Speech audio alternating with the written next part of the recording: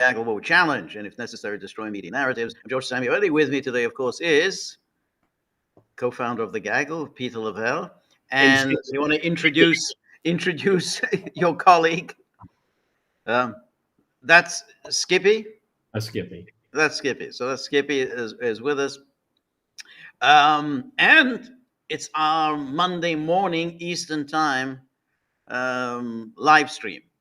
Not really morning for us. I mean, for you, it's already early evening, but it's kind of middle of the afternoon here. So welcome everybody who has joined us. Thank you so much. I know it's an imposition since it's so early on the East Coast of the United States. That's shaming me. That's shaming me.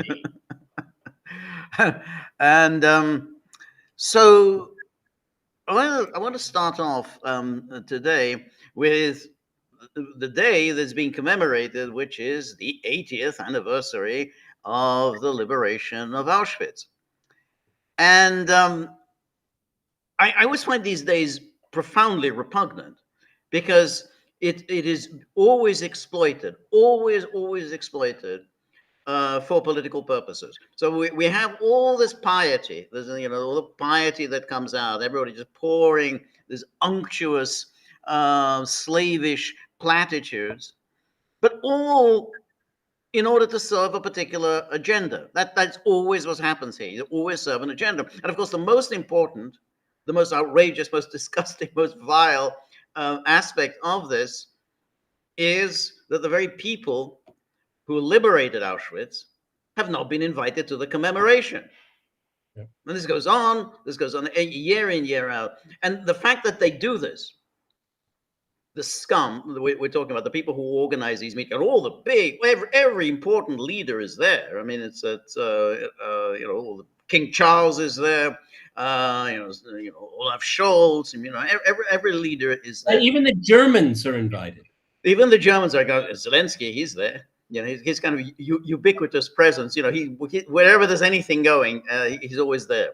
Yeah, with his hand. Yeah, okay. That's right. And what happens is that this obvious outrage. If you really want to do this, if you really want to say, oh, this is a day, a very special day for humanity, we want to commemorate this day, then don't bring politics into it. Then just you invite everybody. Okay, we will put aside our differences just for this day. But instead, they use this day precisely in order to make their tedious points, the very same political points they make all the time. Yeah, well, I agree with you absolutely. This politicizing it is shameful. It's disgusting. The fact that the Russians are not invited is odious. Right. Well, why can't we do the following? How about commemorate what we can do, what we can do to our fellow man? Right. Our greatest weakness is our inability not to kill. Yes. When are we going to stop doing that? That's a great place to talk about it. Right. Okay. Right. Another point, if you want to make it political, and these people are bent on it, then have a Palestinian speak about what genocide means. That's okay? right. You want to get hard. You want to get cold and sober, because the ultimate message from this idea of Auschwitz that we have in our mind is never again. Well, it never again isn't applying, and it's being avoided, forgotten. Right. It's being compromised. Right. So that's right. Have you been there, George? I've been there. I've been there. No, I have not been there. No. Okay, and it's one of the most solemn moments you can experience, right. And being there, one thing that doesn't cross your mind is politics. Right. It's not a place where you think about politics. That's right. So I was looking at, needless to say, the coverage of this event in the New York Times, and so here we have. So how did they bastardize it this year? That's right. How do they bastardize it this year? So I mean, it's now a regular thing that they don't show up on May the 9th.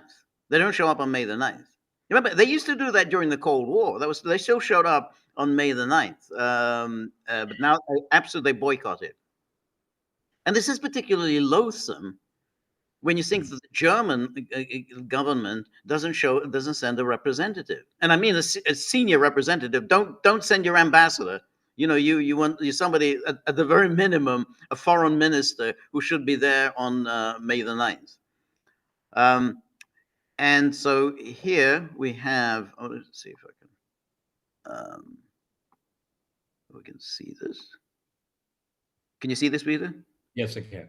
Okay, so this is the website of this, Auschwitz Birkenau, and the site, the museum, and everything. And so here, this is the liberation. It says Day of Liberation. Soldiers of the 60th Army of the First Ukrainian Front opened the gates of Auschwitz concentration camp on January the 27th, 1945. The prisoners greeted them as authentic liberators. It was a paradox of history that soldiers formerly representing Stalinist totalitarianism brought freedom to the prisoners of Nazi totalitarianism. That's the first paragraph, huh? I mean, if we just look at this again, I mean, it's quite an extraordinary thing to say. You go just read this again. It was a paradox of history. It's a paradox that soldiers formerly representing Stalinist totalitarianism brought freedom to the prisoners of Nazi totalitarianism. Now, when did the soldiers, the Red Army soldiers represent? I represent Stalinist totalitarianism. Yeah, I represent Stalinist. Yeah, I'm representative of Stalinist. Yeah. I don't, this is one of these bastardizations of history, and I debated it with historians, and I firmly believe, and I have a little bit of street cred now, living here for so long, is that the Red Army fought for Russia. They didn't fight for Stalin. They didn't fight for communism. They didn't fight for a political system. It was existential. Either we kill them or they're going to kill us. That's what this was all about. Hitler notoriously said that this is a war of annihilation. He annihilated millions of Jews. He annihilated, I think we're looking at 27 to 30 million citizens of the Soviet Union, primarily Russian. Right. That's right. It's very, very strange because even if they were thinking, well, I'm fighting for the Red Army, they're fighting for the Soviet Union. Even if they were thinking, I'm fighting for Stalin, none of them were thinking Stalin is totalitarianism. That's not a category. That's an insult. So you're saying you're insulting the people who actually liberated Auschwitz. We're saying they were representatives of Stalinist totalitarianism. Well, how can you attribute their motives? Exactly. What position are they in to attribute the motives of the the Ukrainian front? Everyone, before people say Ukraine liberated Auschwitz, that was a geographical front. The front where they were coming out of Ukraine. Okay, that was only that. We had a couple of years ago, the rag known as the New York Times and the Washington Post, the FT. We can go on. Oh, it was Ukraine. The Ukrainians did it. No, it was a geographical description. The front. And we're going to come to that because the New York Times has repeated this. They will always repeat. There you go. So this is so disgusting. It's hard to put into words the disgust. So Stalinist totalitarianism liberating the Nazi totalitarianism. So here, this museum is doing this equivalent, that the two were equivalent.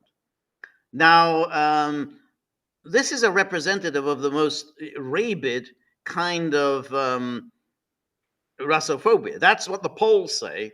That's what the Balts say. Maybe that's what the Brits say. But that's a minority opinion. It's a minority opinion to say, oh, the two were just exactly the same. And there was no difference. It was just simply, Stalin versus Hitler. That's all it was.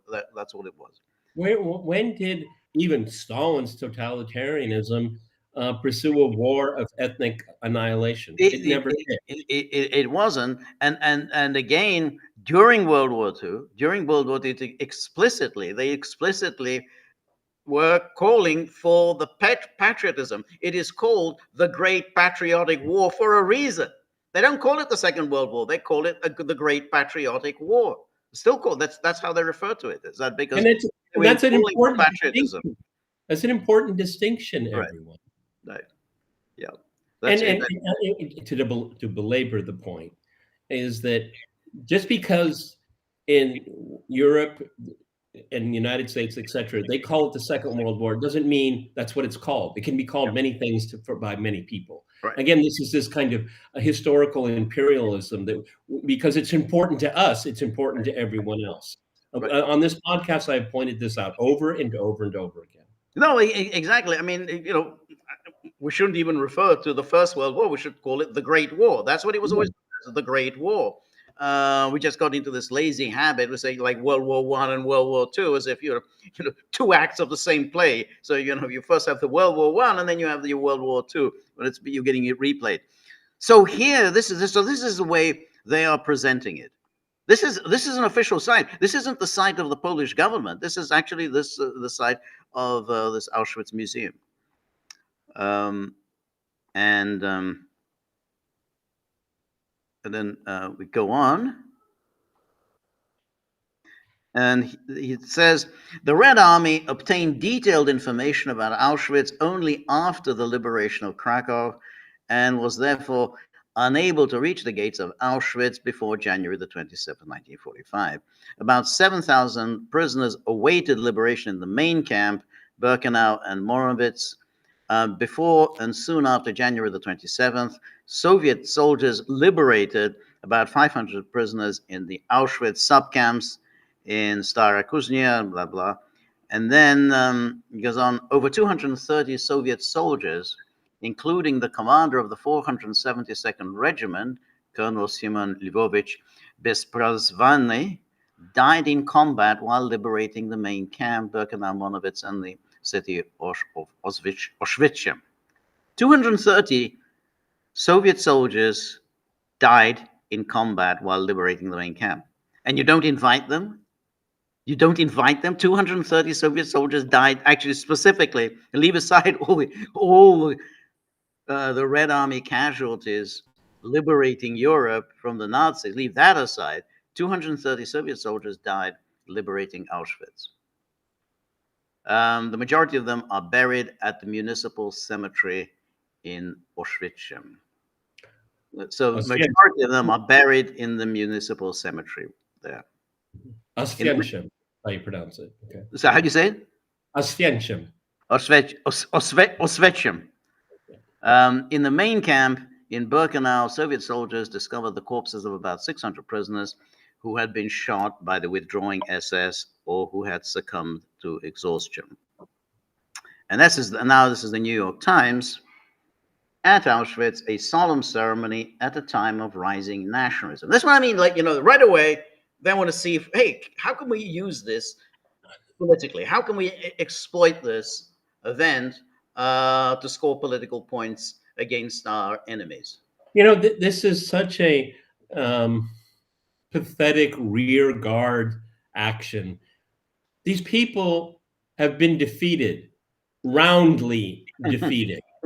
Look, DEI. It was like oh, I had nothing to do with that. Oh, that we never funded that. We were never for that. Okay. Right. The cultural shift that we've been seeing over the last few weeks is right. Astounding. Astounding. Okay.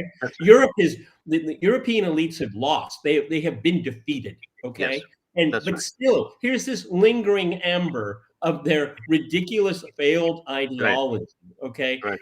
No, people are rejecting neoliberalism. It's not the rise of nationalism. That's right. I mean, that's exactly right. That's right.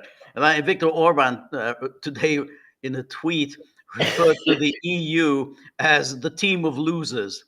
I think that's absolutely spot on. It's a team of losers. Sticking with these Ursula von der Leyens and Kaja Kallas's and Annalena Baerbock's, these are a team of losers. They keep losing all the time. I mean, if you stick with them, you're heading towards absolute defeat. Yep. World leaders and a dwindling group of survivors are joining ceremonies to mark the 80th anniversary of the liberation of the Nazi death camp by the Red Army. So at least they make that point in the subhead. Yeah, but I mean, George, considering today's parlance, okay, technically that is true. But today you would say the Russians liberated it, okay? Right. Because there's this conflation of Russia, Soviet, and all that, and I usually just let it slide because that's how people think. On my program, for example, I'm here with you. We're sticklers, okay? But again, that's a kind of a slight. It's a slight. Right. I think that's right, and because I think that not only is the Russian Federation the successor state, legally it is the successor state, but it is the Russian Federation that exclusively continues to mark the great victory in the Great Patriotic War. It's not like, Ukraine's leaders come to Red Square and say, yeah, this was a joint victory. Even the other republics with whom Russia has okay relations, in Kazakhstan, they sometimes show up, sometimes they don't show up, but they don't make it a special case. It's not like, yeah, absolutely, this is a really important event. We have to show up on May the 9th. So it's very hard then to say, oh, well, hey, it wasn't Russia. It was, all of us who did it. Well, you're not exactly marking this in any way. So, yeah, then anyway, we go back and then here's the Times goes on. More than 50 world leaders, including King Charles III, will join a dwindling group of Nazi death camp survivors on Monday in southern Poland to commemorate the 80th anniversary of the Red Army's liberation of Auschwitz, where more than 1.1 million people, mostly Jews, were murdered. A day of solemn ceremony shadowed by a resurgence of nationalism in Germany. Here we go. Resurgence of nationalism in Germany. So again, they immediately want to use this to have a go at the Alternative for Deutschland. And several other European countries will take place near a former gas chamber and crematory in the Polish town of Oświęcim, whose name was Germanized to Auschwitz during Hitler's occupation of Poland. And then he goes on.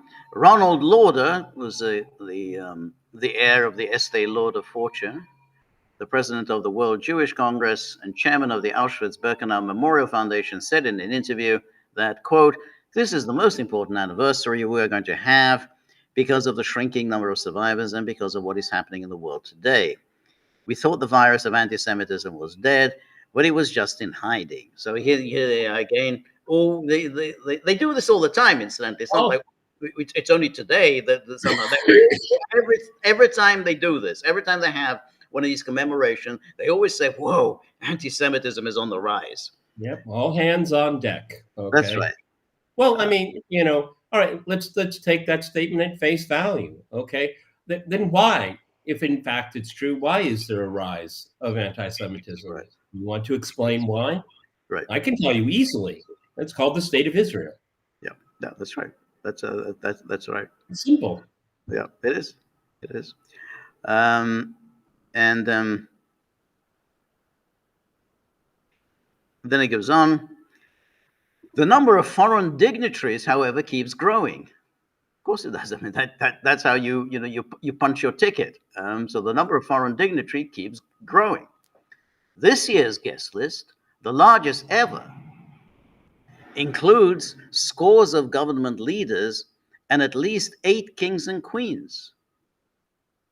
Among them are Germany's departing Chancellor Olaf Scholz and its President Frank-Walter Steinmeier.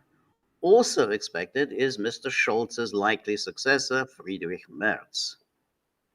And then, with less than a month to go before Germany holds a general election, Mr. Scholz, Mr. Merz, and other mainstream German politicians are scrambling to curb support for Alternative for Germany, a hard right party known as AfD that is widely seen as a dangerous throwback to the nationalism that brought Hitler to power in the 1930s.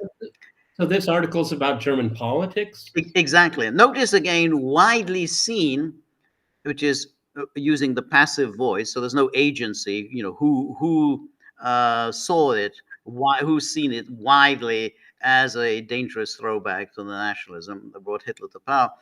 Um, it also says somehow that Nazism was nationalism, which of course it wasn't.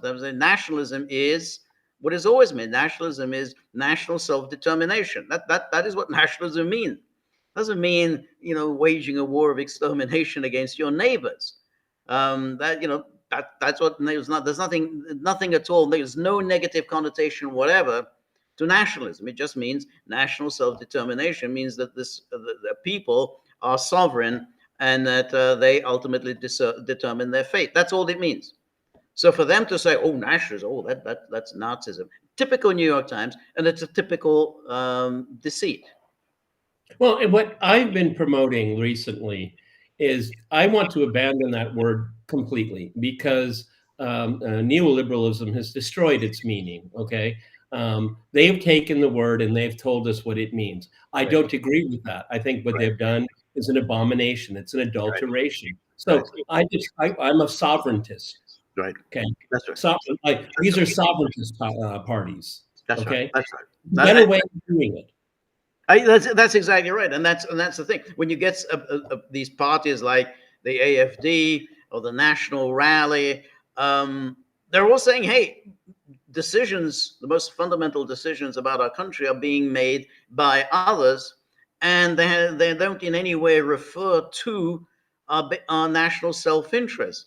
So you go to the German and say, "Hey, you're destroying our German economy, our own, our great famous German industry." Because you've taken this ridiculous policy against Russia. We're not getting our cheap natural resources from Russia. You're destroying our access to world markets, and all kinds of other EU regulations that are being imposed on us, and so we're losing our sovereignty. And of course, the biggest issue there is mass migration, no control of our own borders. I mean, how can you have a country when you have no control of your own borders? So this is about national, as you said, national sovereignty, national self-determination. But they immediately conflate that with Hitler. Some of Hitler, oh, Auschwitz. This is why these events are always so disgusting. And then here we have this.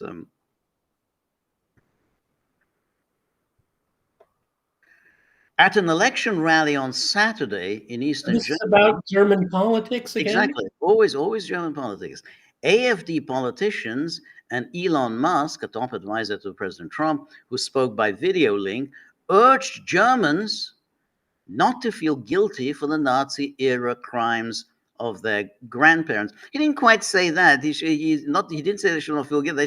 They should not basically adopt personal guilt, that they were not personally guilty, that you can't impose a guilt on people who had nothing to do with the commission of these crimes.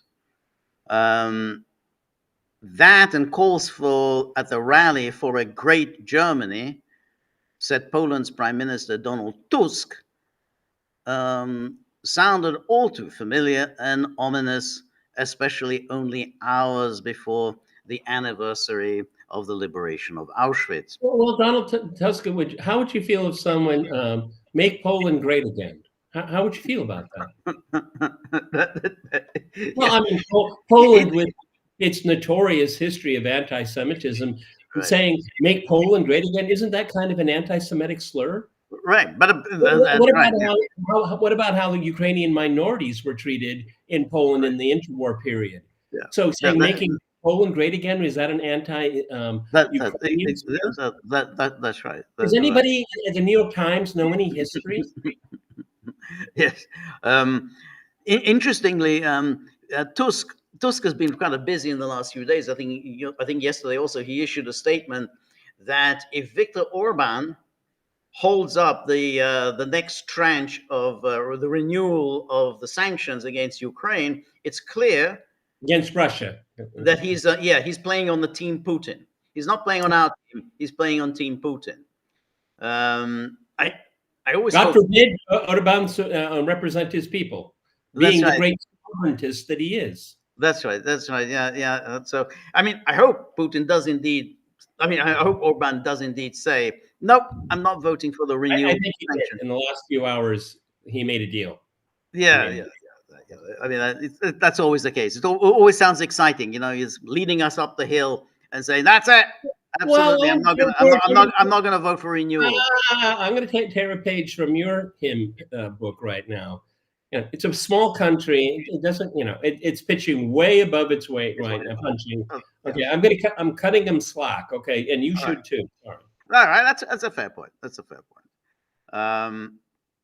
And then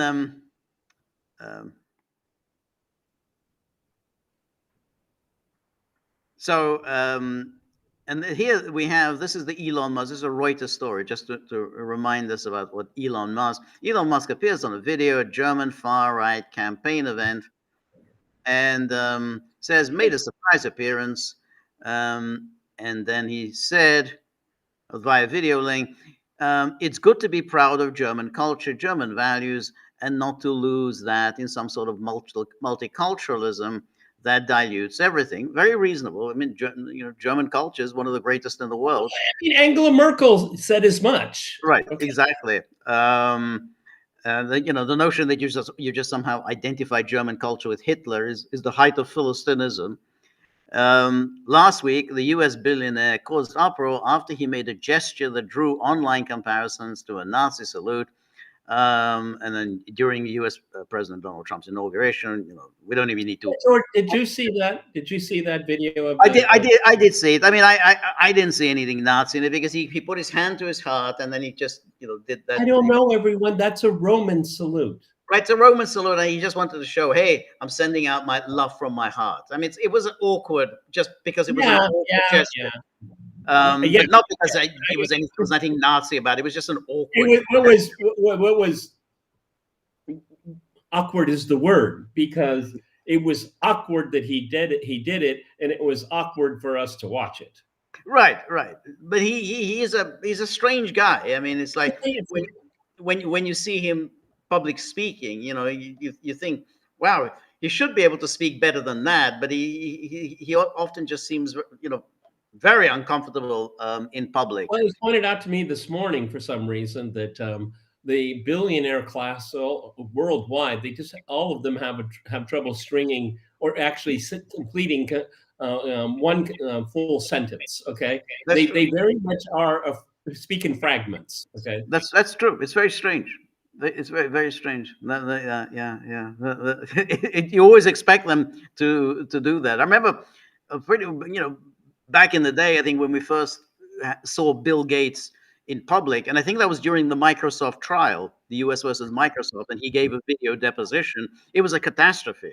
I mean, everyone said, wow, he's sunk his company because it was such a disastrous deposition. And you think, wow, this is a guy, he has the best lawyers in the world advising him, telling him what to say. But I guess, when you're someone like Bill Gates, you just don't listen to advice. You don't listen to what people tell you. But he sank it in that deposition. The court was going to rule against Microsoft after that. Don't feel bad for him because he probably bought his own shares. Okay, I think so. Yes. Yeah. No, I don't. I definitely. He did a company share buy, and he came out on top, big time. In the end, he did. Yeah, but the court ruled. No. The public perception. You're absolutely right. Absolutely, because the public perception was, he's basically, he's using his monopoly powers. He's usually breaking competition. He was anti-competitive practices. That's what the court ruled. Anyway, so then we have on Saturday, he said children should not be guilty of the sins of their parents, let alone their great-grandparents. And then he apparently referring to Germany's Nazi past. And it's true, it is great-grandparents. I mean, you're not talking about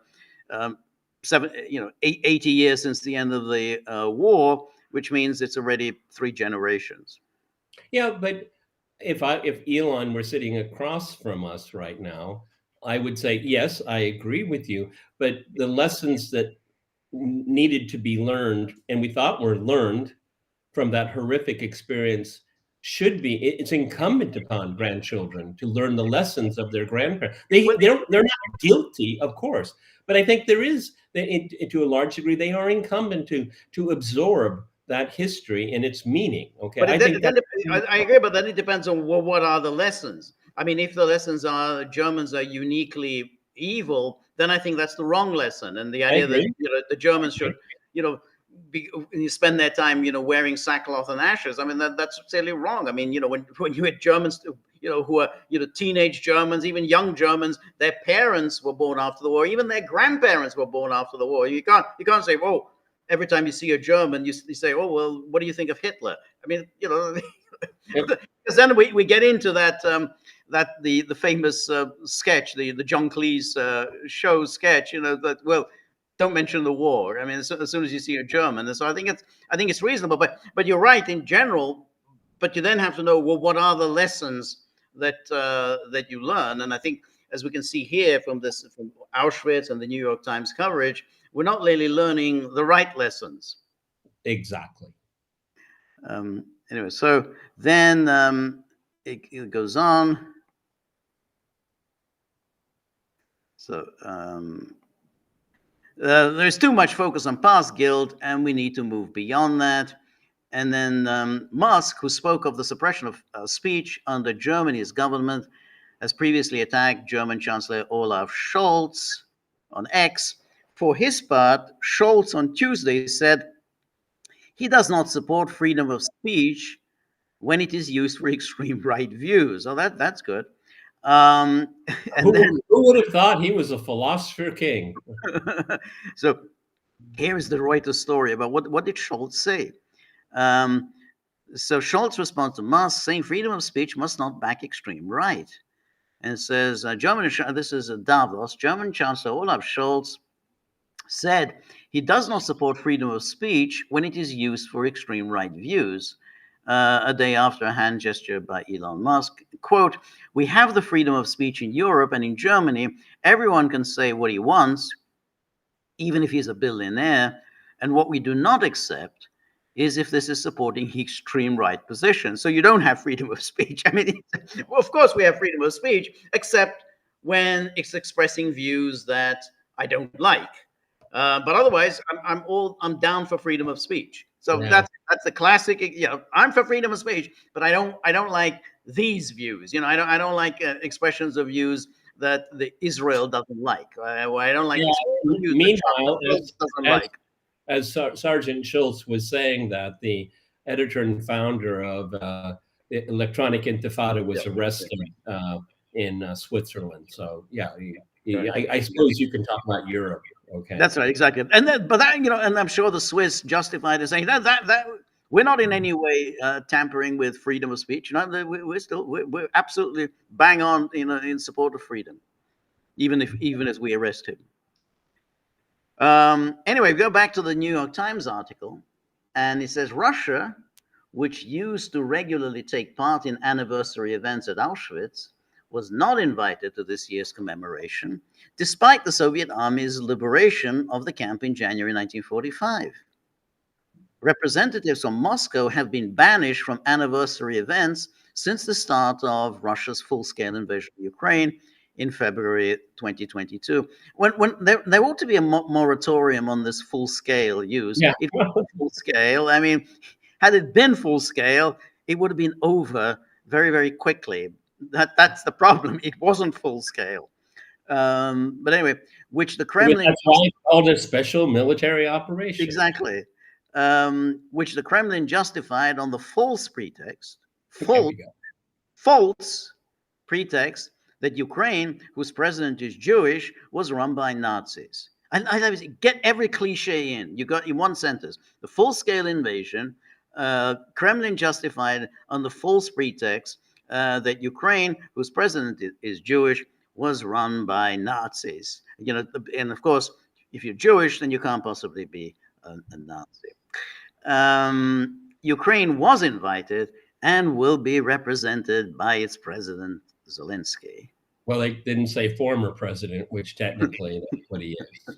So, and then he says Russia under President Vladimir Putin has turned the Soviet role in the defeat of Hitler into a national cult in which anyone at odds with the Kremlin is cast as a Nazi. I'd love to, if you could That's, provide an example of this. Can you yes. cite an example? No, it's not a national cult. It's a national liberation. Okay.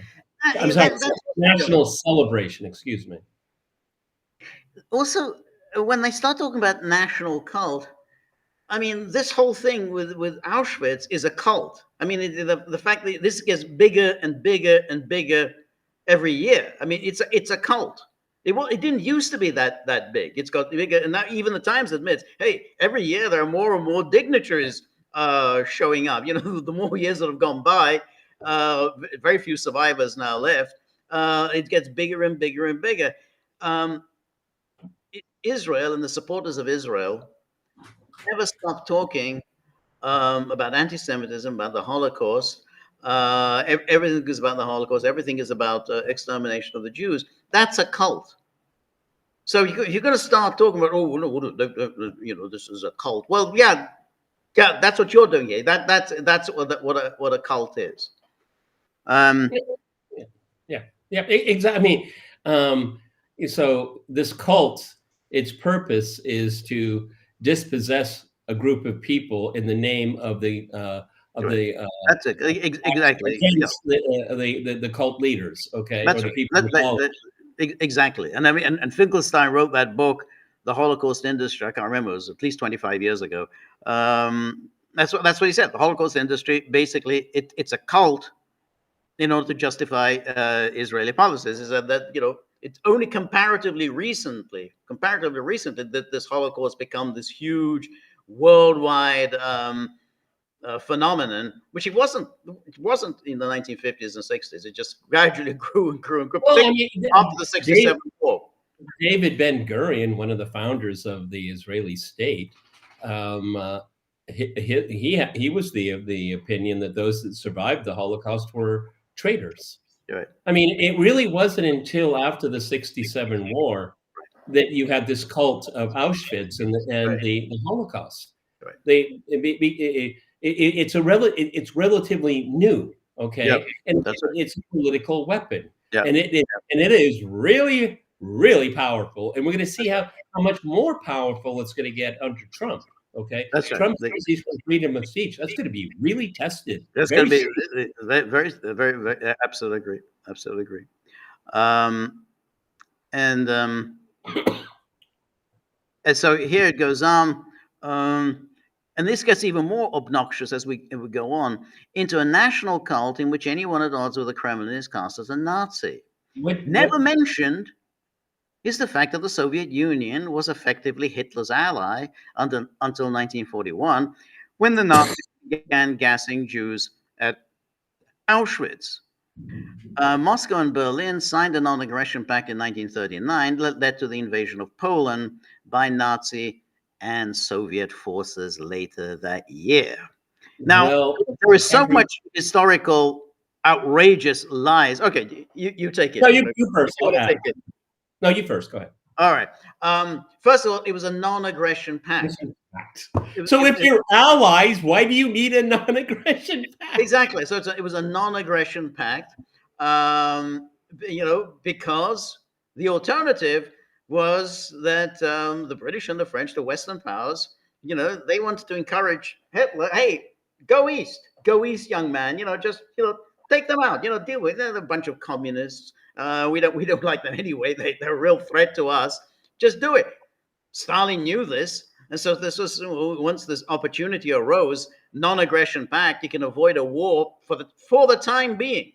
I mean, they knew perfectly well this is just for the time being. We're going to avoid a war. Then any rational person, any leader of Russia, any leader of the Soviet Union, Stalin, you know, whoever, Nicholas II had a responsibility. I need to delay this war for as long as possible in order to just, you know, build up our industrial and military strength for the inevitable onslaught. we need to stress everyone, allies. They were not allies. If they were allies, why did they need a non-aggression pact? Right. You Because it see, was the one. it's just absurd. Right. It's absurd. Okay, and what they're trying to impugn some kind of moral elements here. No, it's called geopolitics. George is absolutely right. If it was Tsarist Russia, communist Russia, Putin's Russia, post-communist, anyone. Yeah. they would have done exactly the same thing. Okay, Yeah. yeah, it was all about security. There was no love lost. I mean, No. how can I help you out? No, there was none of that. As a matter of fact, during the entire history of that agreement, it was testy, and there was It arguments. was very testy. Almost Very. fell apart a few times. Okay, different territorial ambitions, That's right. and look, I never tire of saying this. Why did it happen? George said part of it, but the system, the European security system that was designed and concretized in 1919 was fatally flawed, and that's why this happened.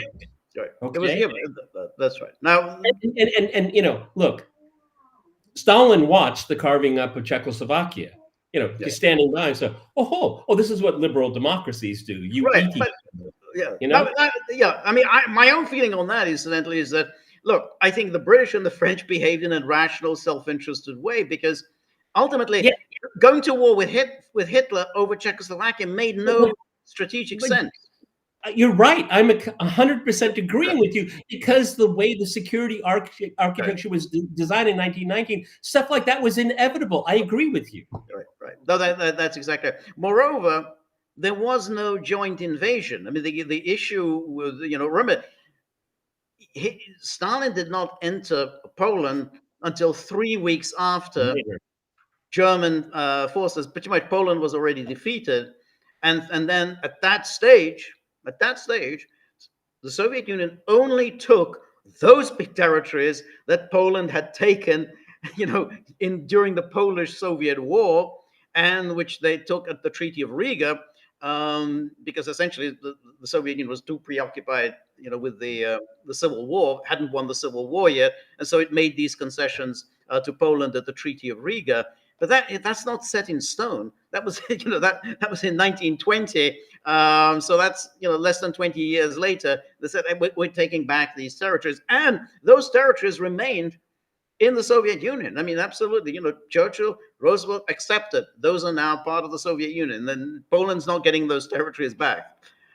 So again, there wasn't a carve up. This was territory that was part of the Soviet Union. It had never been allocated to Poland. That's very important. And, Remember, it was and not that, allocated to Poland at Versailles.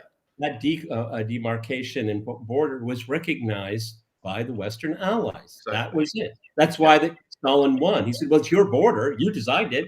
Right.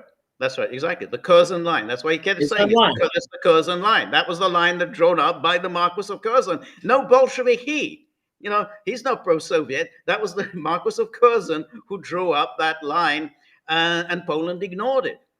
And so to then put them together, and the Poles always do this. The Poles always somehow say, "Oh well, we were jointly attacked by the Nazis and the communists." It's a complete distortion of history. And well, speaking of which, everyone, I think I'm going to get my date right. But Poland had a non-aggression pact with Germany in 1936. Right. Yeah. Oh, everybody had treaties with the Nazis. Okay, never mentioned. It's never mentioned. Okay? You're absolutely right. It just so happened. You're absolutely right. That's a very interesting point. Poland was a German ally. Initially, Poland had been a German ally from I think 1935 with that non-aggression pact. It was assumed by the Western powers that Poland is just going to be a satellite of Germany, because relations were so good between them. What happened was suddenly, unexpectedly, and the Poles weren't really expecting this. Hitler brought up the issue of Danzig, and it was a Danzig, and Danzig wasn't even allocated to Poland. I mean, it was a free state. It was supposed to be a free state, And Germany said, we kind of want it back. I mean, it's ours. And Germany was surprised that Poland proved to be so obdurate. They weren't expecting this. I thought, hey, we're making a reasonable offer. We want to be partners with Poland. We want to invade the Soviet Union, and we expect Poland to be our junior partner. But we kind of want to get this thing sorted out because I mean, you can't really be our junior partner. We're going to jointly loot the Soviet Union if you don't at least accommodate us. So that was it. Was Poland who kind of was obdurate and succeeded where Czechoslovakia did not succeed because the British and the French gave this guarantee. So Poland was obdurate, and they were encouraged in their obduracy. But you're right. The initial non-aggression pact was with Poland.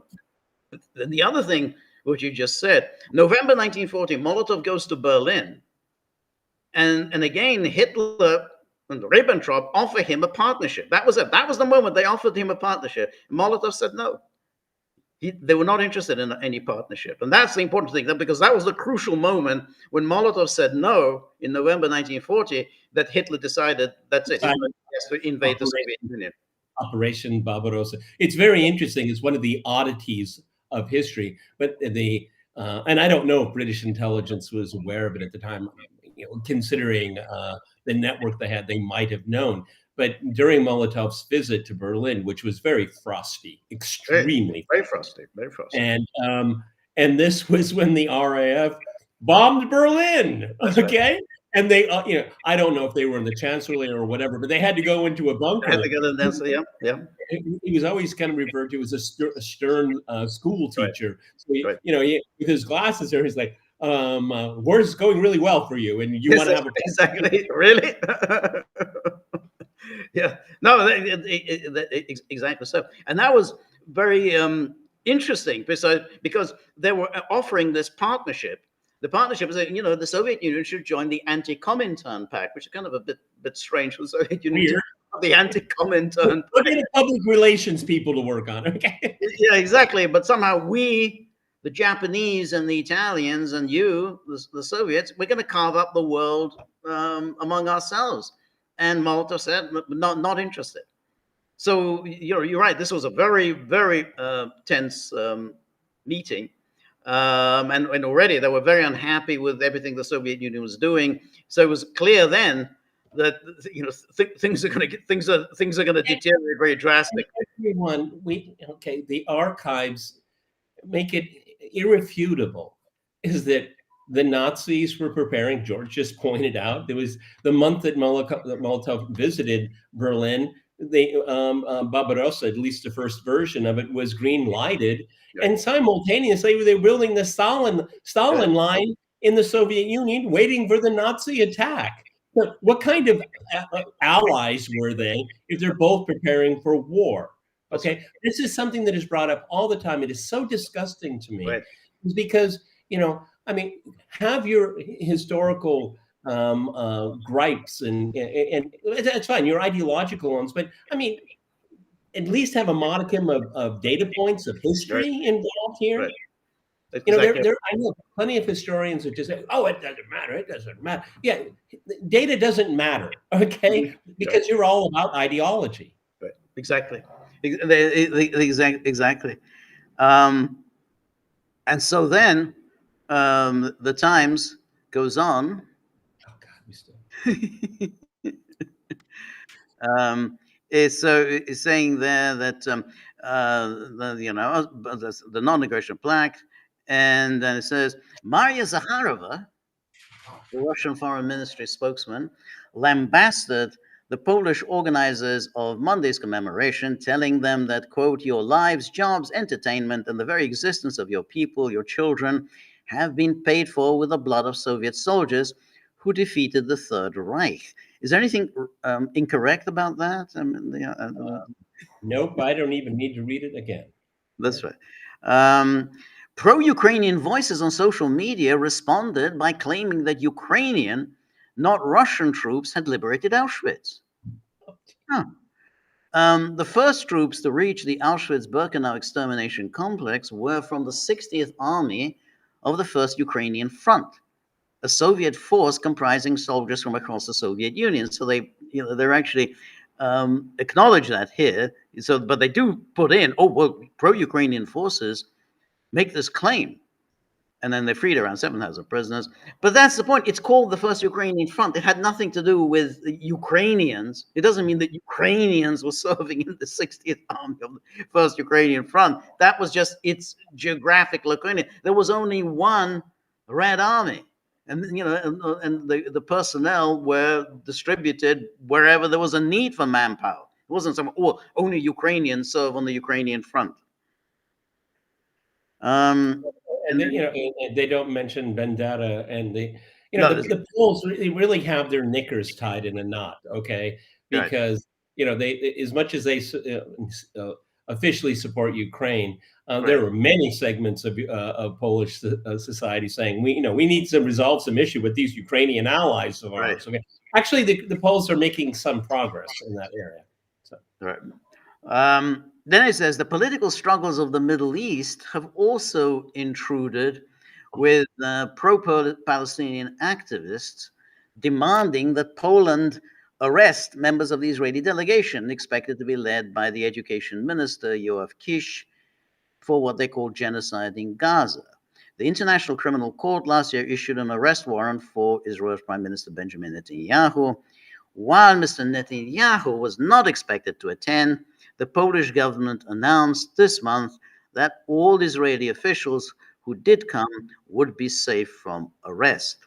Now, what's interesting here is that Poland already made this preemptive announcement. Yeah, you can come, no question. We're not going to arrest you. That's fine. I mean, but the fact they had to say it, George. Yeah, but the thing is that I don't recognize the International Criminal Court, and this is nonsense that you're under some sort of obligation in any way, shape, or form to the International Criminal Court. That's fine. Would Poland say the same thing if Putin were to come? No. They would not issue any kind of guarantees. In fact, they would say, yeah, if you step on Polish soil, you will be arrested. We will arrest you. So here they do this eagerly. Come out and say, yeah, that's that we're gonna do this. But as I just find all of this so utterly obnoxious, and so you kind of know that that this is how. That they're going to politicize this, and of course you have all of the Kaya Kallases and the rest of them, the Ursula von der Leyen, and she's already sent out all these tweets, never again, and and so. Well, you can't say that. So obscene. No one can say that today. You can't say that and be intellectually and morally honest with yourself. It is happening again. Right. Okay. Right.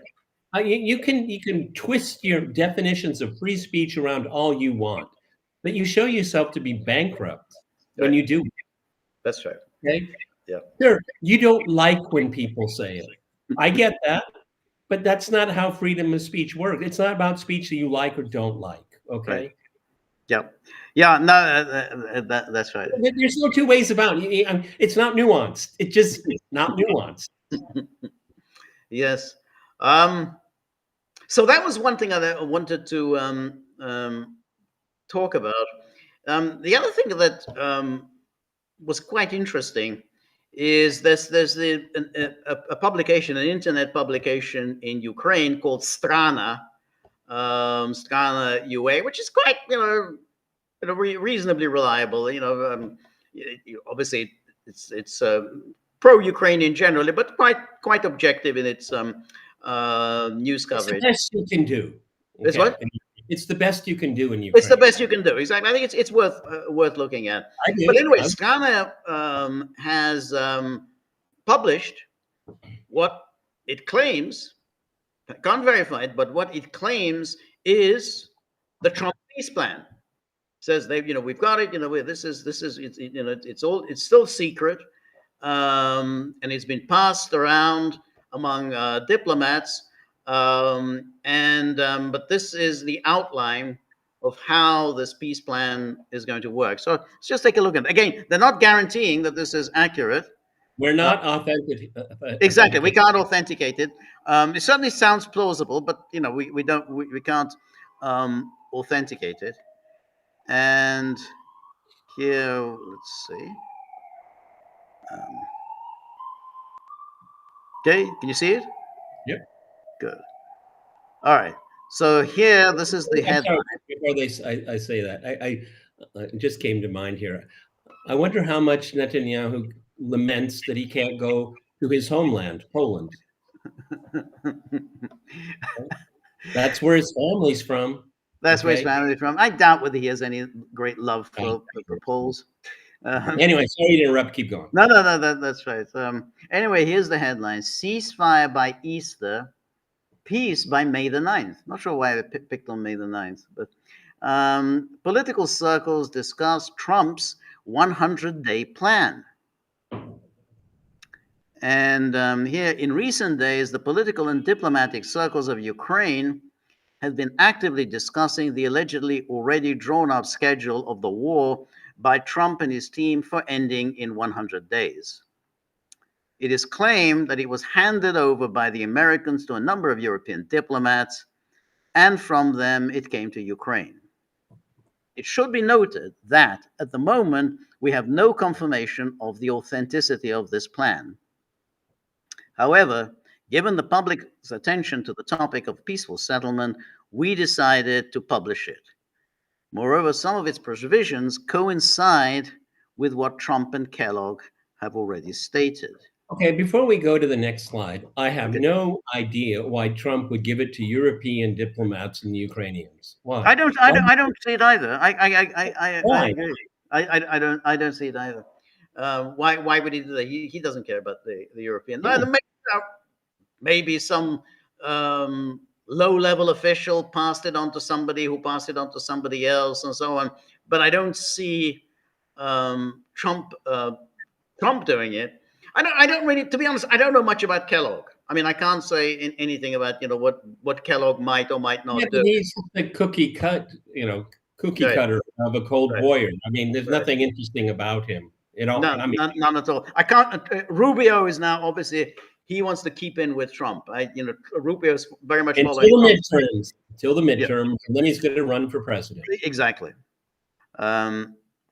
Anyway, he then.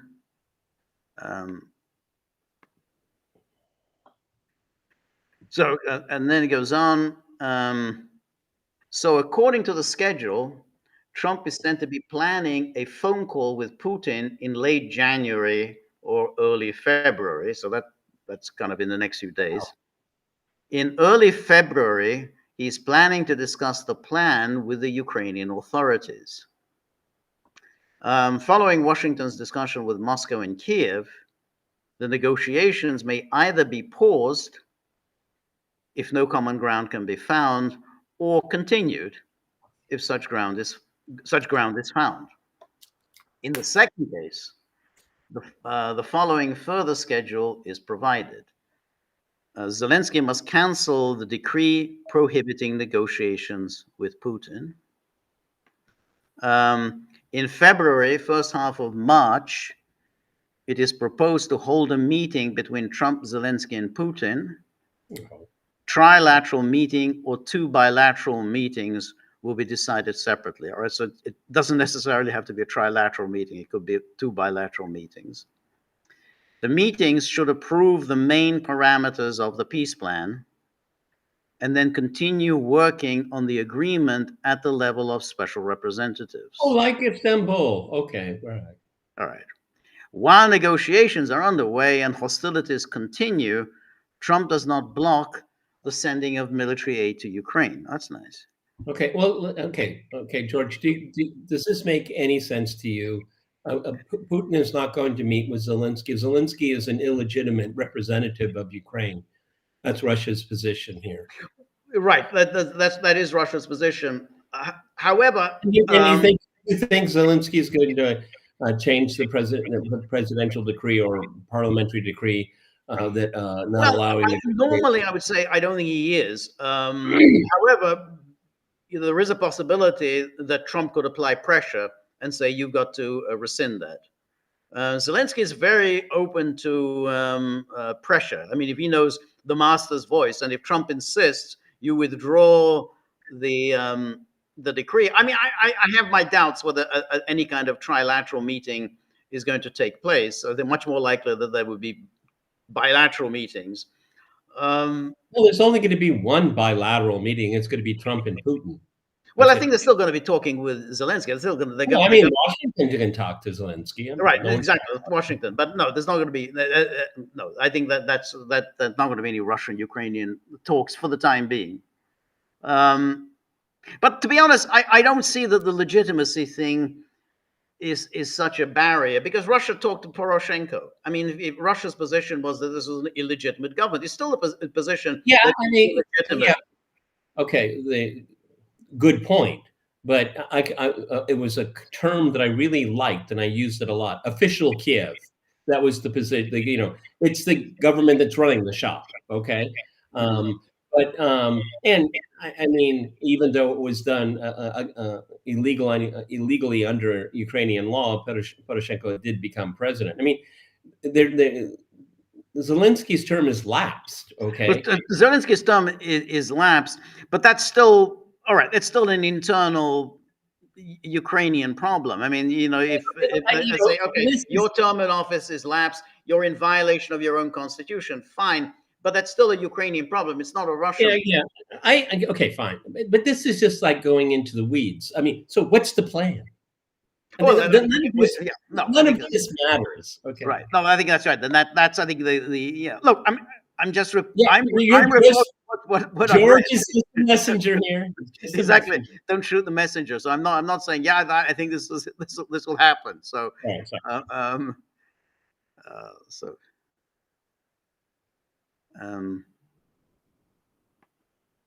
so then it goes on. While negotiations are underway and hostilities continue, Trump does not block the sending of military aid to Ukraine. Okay. It is proposed to declare a truce along the entire front line from April the 20th, Easter, which all Christian denominations celebrate on the same day this year. At the same time, all Ukrainian troops should be withdrawn from the Kursk region. At the end of April, the International Peace Conference should begin its work. So there's going to be an International Peace Conference. All right. Who's showing up for this international? Or I guess, or I'll tell us, which will record an agreement between Ukraine and the Russian Federation on ending the war with the mediation of the United States, China, a number of European countries, and the global South. At the end of April, the exchange of prisoners will begin according to the formula all for all. All right, so that's okay. Then he goes on. By May the 9th, the International Peace Conference is expected to issue a declaration on ending the war in Ukraine based on agreed parameters. After May the 9th, Ukraine is offered not to extend the martial law regime and mobilization. Presidential elections are held in Ukraine at the end of August, and parliamentary and local elections at the end of October. And then the proposed parameters of the agreement to be concluded within the framework of the international conference. 1, Ukraine will not be a member of NATO and declares neutrality. The decision to ban Ukraine from joining the alliance must be approved at the NATO summit. I don't see that one, to be honest, but okay. Ukraine will become a member of the EU by 2030. I don't see that either. I don't see that one either. The EU undertakes obligations for the post-war reconstruction of the country. Don't see that one. If you want to, go right ahead. Yeah, that's right. Yeah, and while appropriating the 300 billion euros of Russian money. Ukraine does not reduce the size of the army. The United States is committed to continuing support for the modernization of the Ukrainian armed forces. So we just keep arming them, okay? Ukraine refuses military and diplomatic attempts to return the occupied territories, but does not officially recognize the sovereignty of the Russian Federation over them. Some sanctions against the Russian Federation will be lifted immediately after the conclusion of a peace agreement, some over the course of 3 years, depending on Russia's compliance with the parameters of the agreement. All restrictions on the import of Russian energy resources to the EU will be lifted. Okay. All right. But for a certain so the sanctions really bite. Okay, really bite. But for a certain period of time, it will be subject to a special duty by the Europeans, the proceeds of which will be used to restore Ukraine. And then parties that advocate for the Russian language and peaceful coexistence with Russia must be allowed to participate in elections in Ukraine. All actions against the Ukrainian Orthodox Church and the Russian language must be stopped at the state level. The point about the European peacekeeping contingent after the end of military actions is highlighted as particularly problematic. Yeah, let's say. On the one hand, Kiev demands this as a guarantee of security. On the other hand, the Russian Federation is categorically against it. Yes. But again, why are you insisting on European peacekeepers? I mean, it's obviously a deal breaker. I mean, it's ridiculous. Well, it was interesting that Lukashenko, coming off his seventh electoral victory, he talked about maybe Belarusian troops could do it. And he said, but we wouldn't do it, of course, but we could do it, but we won't do it. It's interesting. Separate consultation between all parties should be held on this point. And then, so that was this is a separate article that I want to talk about, but that's the outline of it. I mean, it's roughly what we had been expecting. I don't see this as a realistic option. I mean, it's still very difficult to see how the two sides are going to agree to this. I mean, I can see Trump saying, "Yeah, that sounds reasonable. I think we should be that. You know, that's the basis of a deal." But I don't see it. First of all, I don't think Ukraine will agree to this. Exactly. That was my primary thought all through those points. Why would any leader will be arrested for treason? Right, exactly. I don't think NATO is going to agree to it because this would be a total defeat by NATO. I mean, if NATO has to go at a NATO summit, make a declaration, Ukraine will never be a member of NATO, that's a total humiliation. Yeah. And what Viktor Orban would, because he would certainly be there, he would print out Mark Rutte's last speech, and he would say, bring it up to him and say, now eat it. That's right. That's Show us you mean it. Yeah. So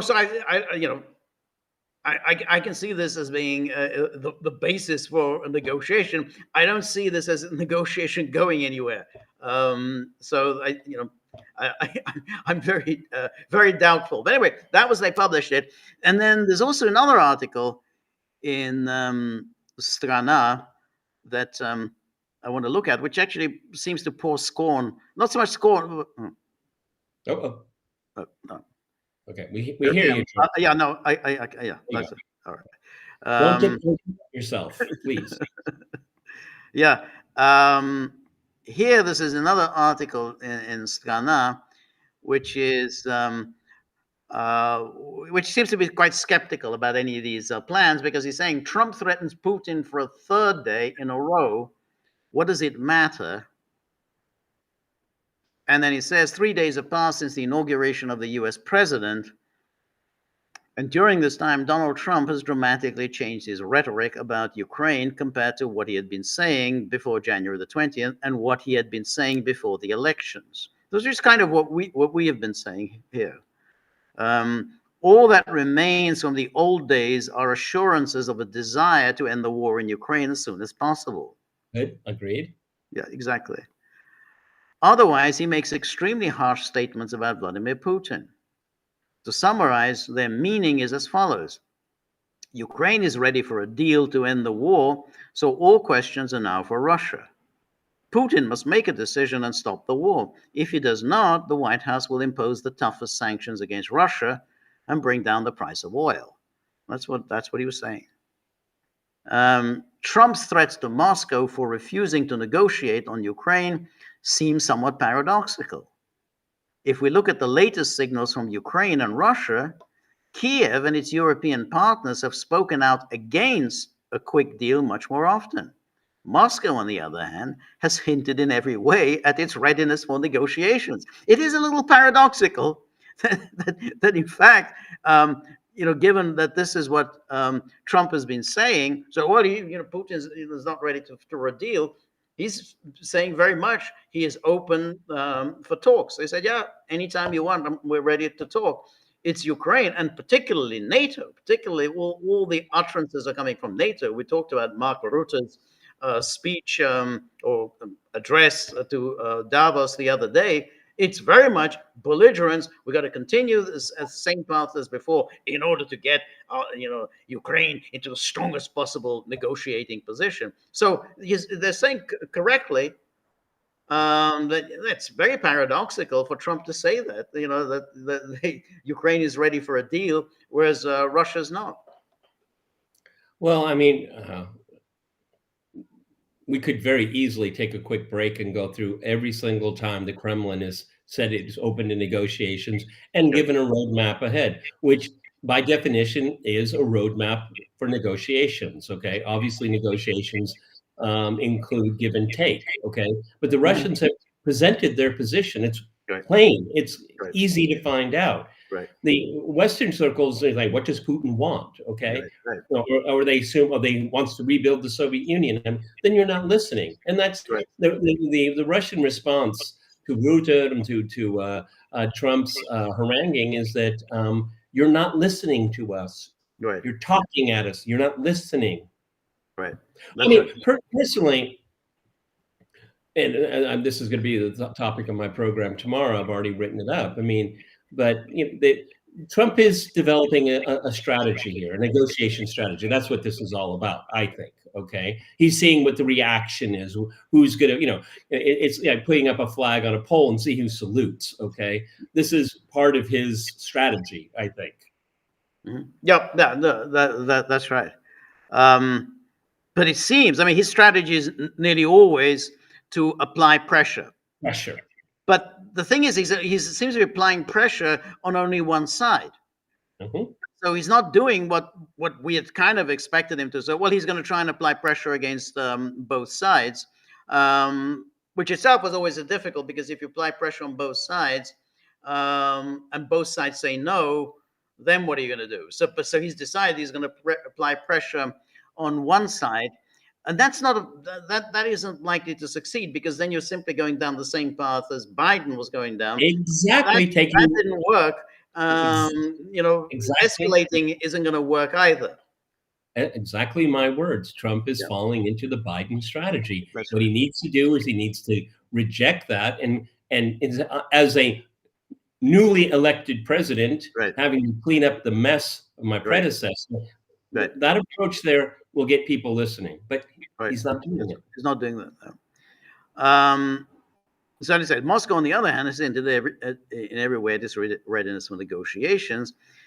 And then in his latest interviews, Zelensky continued to insist that it is impossible to end the war now, which directly contradicts Trump's words, and stated that in order to begin a dialogue with the Russian Federation, Moscow must withdraw its troops to the February 2022 line, which in the current conditions, when the Russian army is advancing, looks unrealistic. Yeah. So suddenly, there's the site in Ukraine, which is making the very reasonable point. Hey, who's open to negotiation? Who's not? At the same time, although Trump's latest statements are called an ultimatum to Putin, in essence, they are not, since they do not contain the main thing, specific conditions that the party to which this ultimatum is put forward must fulfill. They contain only a general demand to stop the war. Yeah. But how should Trump think Putin should do this?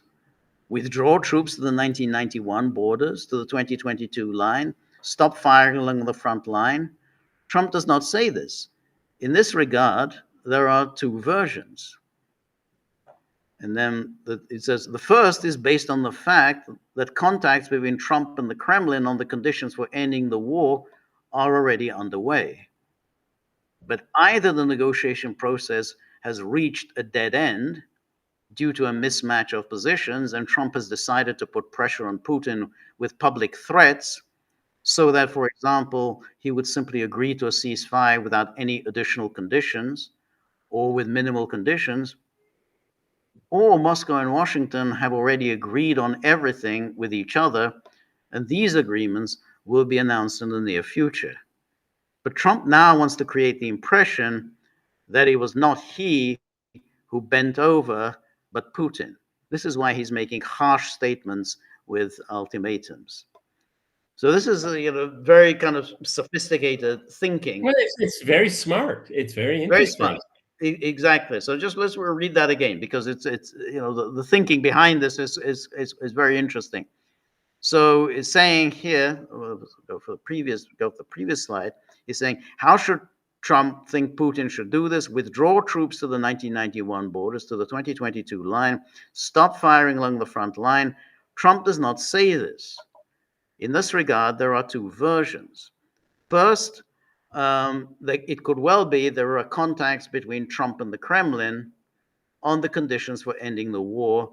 So these talks are ongoing. They're already agreeing on the conditions are underway, but either the negotiation process has reached a dead end due to a mismatch of positions, and Trump has decided to put pressure on Putin with public threats so that, for example, he would simply agree to a ceasefire without any additional conditions or with minimal conditions.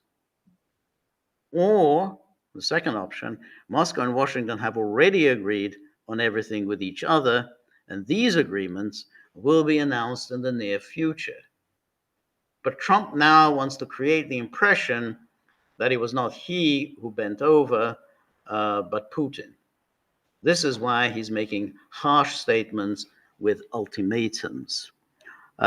So that's clearly his thinking. Because we really don't know, but it's quite likely that there are extensive negotiations going on behind the scenes, and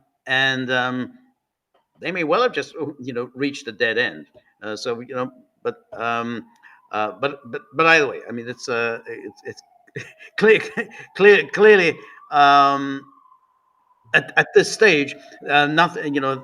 Yes, we can't just see what sort of settlement Trump is. Yeah, because It says, "Hey, this is acceptable to us."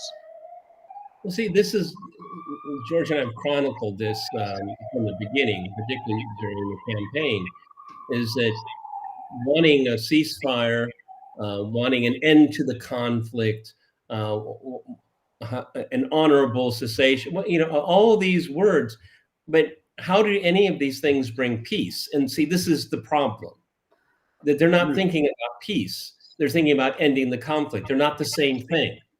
That's the problem No, here. but that's where we get to the point at which we there are real questions, because for Trump just simply wants to end this. Trump, he says that I want this to come to an end. He is not interested in the rights and wrongs of this. The people, the people around him, the mainstream diplomatic opinion, mainstream political opinion, mainstream media opinion is very determined. They absolutely would refuse to accept an agreement that they say, hey, we lost this war. That's the problem. Trump isn't thinking along those lines. So these negotiations is really quite beside the point. So he's saying to Kellogg or Marco Rubio, whoever, I just want this to end. Can't we just end it at this stage? But everybody else is saying, no, but we've got to win. We have to win. We can't allow Putin to win this. That's where the difficulty is. That's why I tend to think that that first option, there are negotiations going on behind the scenes, and they've reached a dead end. There doesn't seem to be any real progress. I noticed they're talking here about a phone call. There's going to be a phone call between Trump and Putin.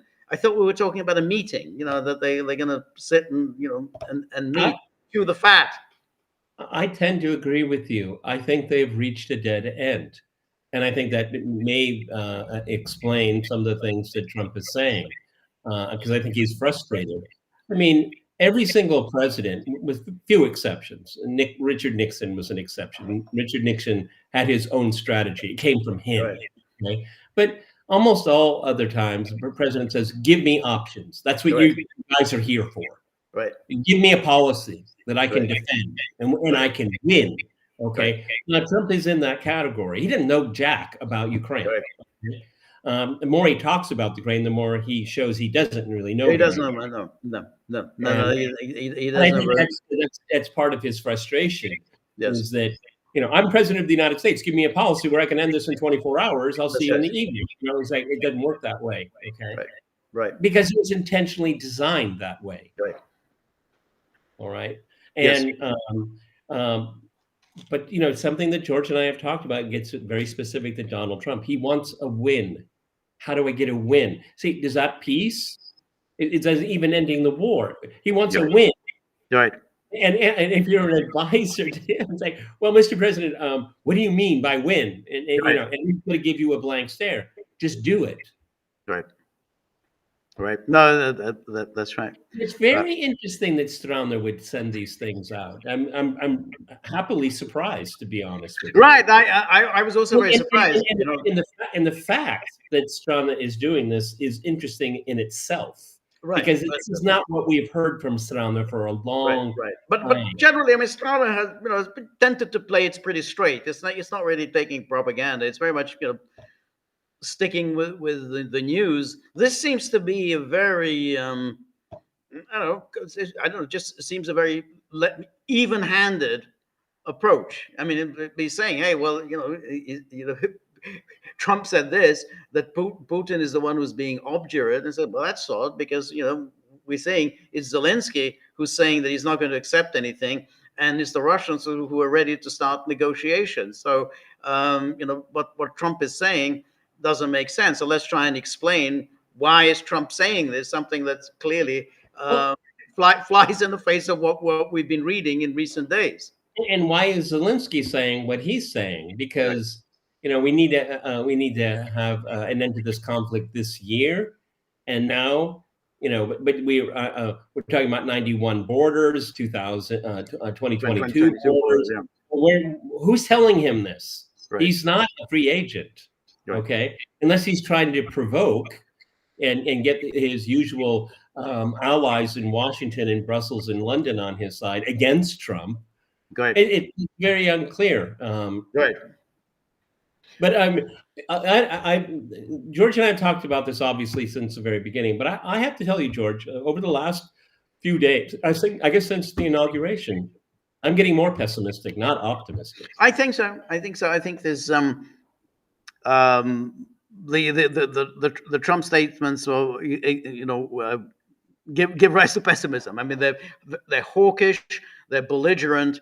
There's no indication that of any readiness for what would be needed to bring this thing to an end. Just simply saying, well, let's stop it at this, and just call it a ceasefire. That's not going to do the job. So, and he doesn't have any real leverage. And therefore, the most likely is, as we have said repeatedly, that he's going to see if he can, really use muscle. Really, hey, I'm going to do something that Biden wasn't willing to do. I'm really going to escalate. Essentially, play for the big the stakes. That's kind of the way Trump thinks. So I'm kind of pessimistic as well. So anyway, this goes on. Oh, more. Okay. Yeah, there's more. Anyway, this the weak point of this version is that until now there have been no even unofficial leaks about the negotiation process and Trump's transmission of any specific proposals to Putin. No, that's it. It's all speculation. And then, according to the second version, Trump has clearly taken the position that he's being promoted by the Ukrainian authorities and the war party in the West, calling for nothing at all to be offered to Putin, but only for increasing pressure on the Russian Federation and increasing arms supplies to Kiev, and to do so until the Kremlin capitulates, accepting the conditions for ending the war that Ukraine and the West dictate to it. This is the previous strategy of war to a victorious end, which does not imply its rapid completion. No, I don't think that's going to bring it to a Well, rapid conclusion. go back to the 2 boxes, okay? Because I think it's important. Mm-hmm. No, go back to get out of your slideshow. Okay. Okay. Mm-hmm. Well, ladies and gentlemen, the naysayers that we are, Mm-hmm. last legism, and it's all going to be over in 3 weeks. Right. It'll be over in the 3rd week of 2023. No, it's already 2025. Okay, That's right. and that last paragraph, that last slide that George showed us, that's been our overwhelming position. I think so. Yeah. That's Right. been our overwhelming. I mean, nuanced at times, yes. A tad, a sprinkle of optimism at times, yes. Okay, but Right. whoever wrote that has got their finger on the pulse. I'm afraid. I think so too. That's right. It's pretty much like was what we're saying, which is Trump doesn't seem to have ideas. This likes it's the familiar brew, which is we got to apply pressure against Russia, and what so many people, particularly in the alt media, people who are sympathetic to our position, have been saying, "Oh, he's going to change the equation. He's going to really, start applying serious pressure on Ukraine, saying we need to bring this thing to an end." Like yesterday, he's not doing that. There's no indication at all that he's doing that or he's thinking along those lines. So, he has there's different nuances. He emphasizes things in a different way. But fundamentally, I don't see a change of policy here. Well, what we see here is really the continuity of Western perceptions of Russia. Right. I think when we started this podcast years and years ago, I brought up to you one of the Bloomberg writers that very often would say the West should give the Russians an off-ramp from their predicament. Give them an off-ramp. Right. And we see the off-rampism, if I can coin that phrase, all over again. Trump is saying, Putin, don't you understand your economy is in tatters? I'm trying to help you. I'm trying to give you an off-ramp, okay? I like the Russian people, okay? I love them. I love them. Yeah. I love the Russian people. And it's the same off-rampism. Again, we're bending over backwards to give you a way out.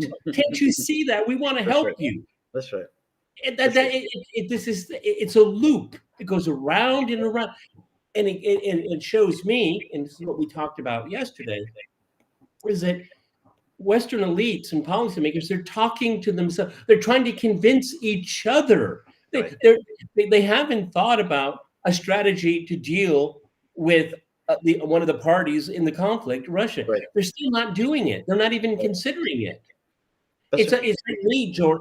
George is in Budapest. So George, you have to tell me what the Russians are thinking and what their strategy is.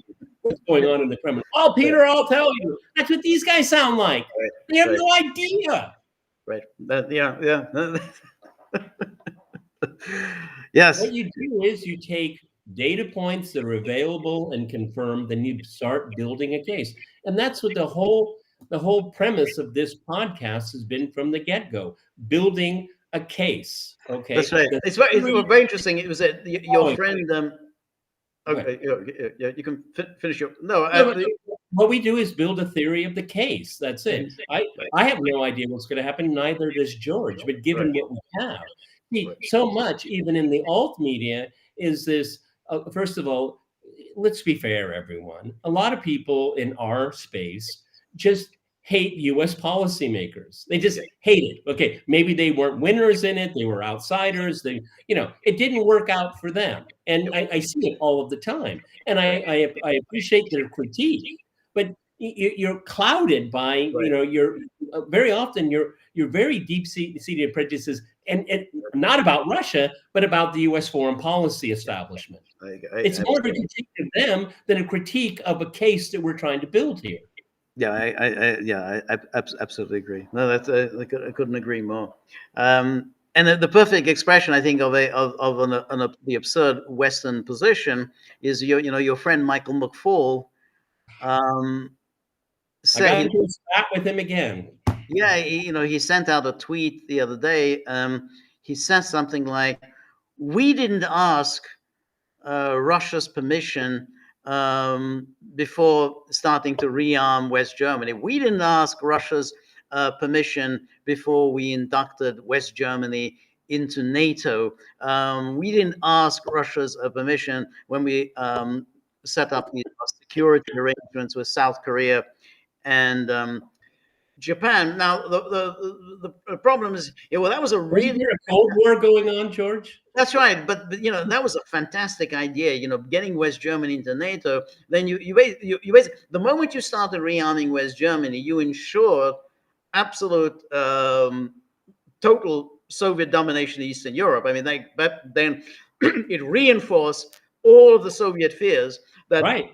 there was a Western plan to invade the Soviet Union and use West Germany as the as your sword to do so. Use German revanchism against the Soviet Union. And when they inducted West Germany into NATO, well, how did the Soviet Union react? They created the Warsaw Pact. I mean, that's it. So that's your great successor. Whoa, we didn't ask their permission. Great. So this is your plan. Your plan is to go on with this, a war even worse or even more dangerous than the Cold War. So that's what Michael McFaul is saying. Okay, great. It's nice of you to tell us that this is going to go. What's his plan? Oh, well, one day Putin will be overthrown. And so that's what people like Michael McFaul peddle year in, year out. Yeah, let's keep doing this, because Putin is going to be overthrown. What's the basis of saying that? None. There's no basis for saying that. Again, this is wishful thinking. These are narratives that are invented out of thin air. What Michael McFaul, overthrow of the current government in Russia, it's a wish. It's not based in reality at all. Right. Okay, and that's the problem with people in our lane, which I have a lot of respect for. Don't misunderstand me here, but a lot of them are playing with their own set of illusions. Right. Exactly. Okay. Exactly. It's their own set of illusions. Then what they want to be true, then they just assume is true. Yeah. Yeah. And see what that's gotten us. That's right. Anyway, this goes on. This story, which is then here. And it talks about this. This contradicts both the statements of Trump himself, who continues to promise a speedy end of the war, and the statements of his associates, in particular Secretary of State Marco Rubio, who said that Ukraine and Russia need to compromise. What contradicts it? This is the bringing this war to a victorious end against Russia, and then. But Trump could have been sold the idea of putting pressure on Russia until victory by telling him that the Russian economy is on the verge of collapse. I'm sure they did that. I'm sure people have told Sebastian Gorka. Having Sebastian Gorka in the White House, that is a recipe for disaster. Even if you're not listening to him, some of that poison that he emanates will seep through. putting pressure on Russia until victory by telling him that the Russian economy is on the verge of collapse and that all he needs to do is threaten to tighten sanctions and drop oil prices and also involve China in putting pressure on Russia, and Putin will be forced to quickly accept all the conditions that Washington dictates to him. So which is Starmer is writing this and pretty much saying that is a really dumb idea, but maybe yeah, because it's already been tried, everybody, that's right. with negative effects for the West, not for Russia. Right. By the way, the flow of publications in Western media on this topic has increased sharply in recent days. Articles with the same idea appear in different publications. If we put pressure on Russia, then by the end of the year, it will not be able to continue the war. The Kremlin is very concerned about the state of the economy. Sanctions need to be tightened. And in a few months, Moscow will ask for peace. Here we So, go. It's a loop. We're on a loop again. yeah, there's a loop. And then let's recall that the collapse of the Russian economy has been predicted since the beginning of the war. This has not happened. And how many experts also believe that rumors about the imminent economic collapse of the Russian Federation are somewhat exaggerated?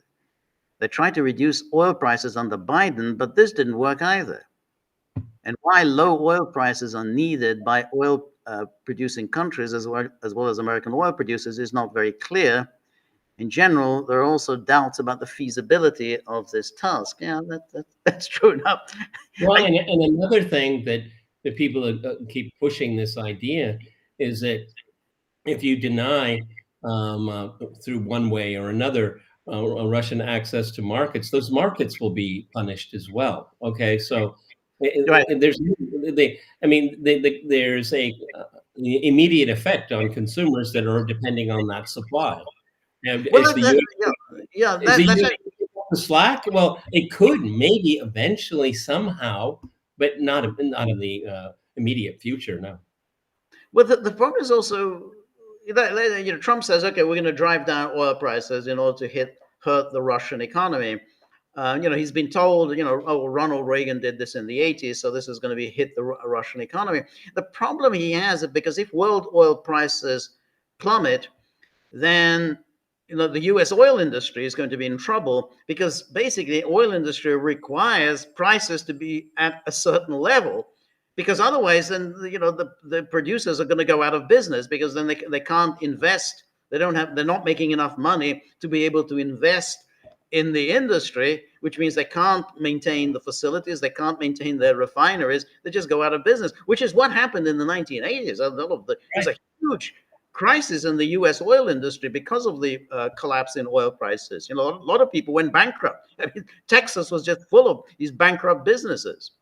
Everybody, when it comes to global oil prices, it is a steady price, a predictable price. It's not high, it's not low. George is right. You need to know, have a reasonable idea what the price of oil is going to be from quarter to quarter to make your financial decisions. Okay. But if there is a dramatic drop, then it throws everything out of kilter. Right. Okay. Right. And that's what George is describing it. Very high oil prices as well. Okay. Right. Exactly. So this dropping the oil price, it's ho hum. And that's how the Kremlin has responded to it. That's right. That's right. And that's what Putin said in that short interview the other day. He says, yeah, I mean, high oil prices are not a good idea, but low oil prices are also not a good idea. So we got to find the optimal level. And I'm very happy to discuss this matter with President Trump. He's a businessman. Again, He understands business, and we can discuss this. Anyway, so it goes on. Will China put pressure on Russia at Trump's request, given the latter's clear anti-Chinese course? There are no guarantees. Good, all very good questions. And then, true, in recent days, a version has emerged that Trump is trying to spark a peace movement within the Russian Federation with his calls to Putin to end the war among both the elites and the population. But this could have been done, at least theoretically, if Trump had publicly put forward specific conditions for ending the war that would have looked quite acceptable in the eyes of Russians. For example, a ceasefire along the front line, freezing the issue of Ukraine's accession to NATO, lifting sanctions against the Russian Federation. And Putin had refused, continuing to demand the entire territory of 4 regions, including Kherson and Zaporozhye. Then perhaps some unrest could have begun in Russia. But this is unlikely to be possible after Trump's current ultimatum to Putin, with threats and demands to end the war even before any negotiations, especially since all Western leaders have been making similar calls to Putin for almost 3 years now. But this has not had much of an effect on Russian society. Again, all very sensible points, because he's saying, well, if you want to encourage peace movement in Russia, then you kind of have to come up with a publicly, not, because there's been nothing in publicly with a peace plan, and trap Russia into saying no, absolutely refusing this peace plan. But that hasn't happened, and is unlikely to happen. Russia's not just going to flat out refuse anything. So saying, well, all you're now doing, you don't have a peace plan, you're just threatening Putin. That's the Biden formula. That hasn't worked. Why would you think it's going to work now? That seems like the Keith Kellogg formula. That's right. And then Strana has written several times before that the situation under Trump could develop not only in the direction of a peaceful settlement, but also according to a scenario of prolonging the war or even its sharp escalation. But let us repeat, it's too early to draw unequivocal conclusions that the chances for a speedy end to the war in Ukraine have already been zeroed out. It's possible that we are indeed witnessing some kind of bargaining, which will be followed by the very deal that Trump likes to talk about, especially since he's now threatening not only Russia, but also many other countries for various reasons. And this is already perceived as his style of negotiating. So this is a very sober look from Strana. And then here, and as it says, the key moment will be the meeting between Trump and Putin and its outcome, or the absence of such a meeting, which in itself will be an indicator of the breakdown of negotiations and the withdrawal of the war into the long term. I think that's it. I think that will be the first sign that we're heading in a positive direction or not. I mean, will there be a meeting or not? Doesn't mean that there'll be a settlement, but at least that there is. I just don't see the point of a meeting. I don't. Sorry. Yep. What was that? I just don't see the point of having a meeting if there's not going to be a settlement. Well, I think that's right. I mean, if there is going to be a meeting, and that's why I think that the Russians would not agree to a meeting unless there is something specific. There's some sort of a plan that they can discuss. Just simply a kind of ho hum. How, what's the weather like, and what's the barbecues in the White House these days are like. I mean, just simply shooting the breeze. There's no point in a meeting like that.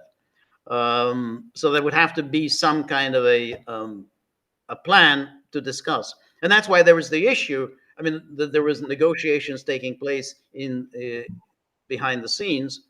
If there is a summit, then I would imagine those negotiations behind the scenes have reached some kind of a fruitful point, so that this is something we can discuss and we can possibly negotiate and agree on. If there's no meeting, then basically there's been a waste of time in these negotiations. Agreed.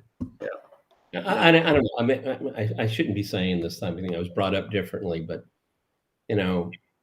having a more sober view of these things has always been more wise.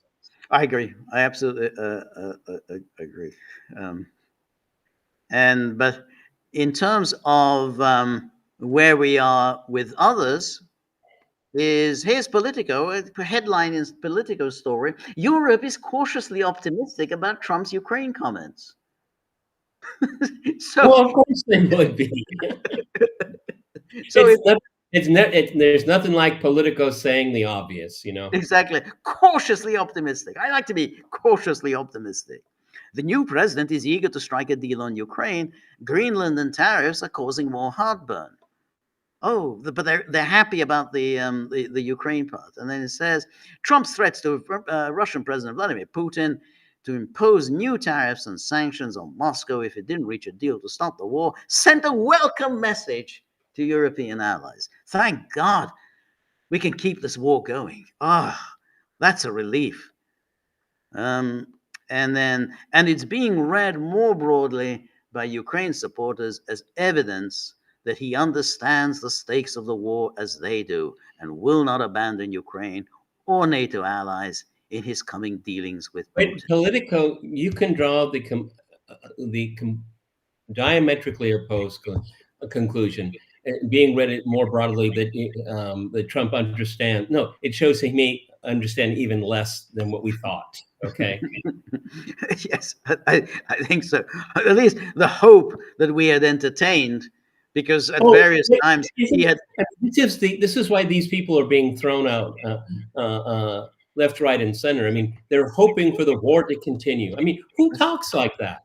Yeah. Who talks like that? Yeah, exactly. You want this to continue? Yeah. Oh, we were panicking. We were really anxious that he wanted to bring the war to a conclusion. Anyway, so we continue. I think there's just a little bit more.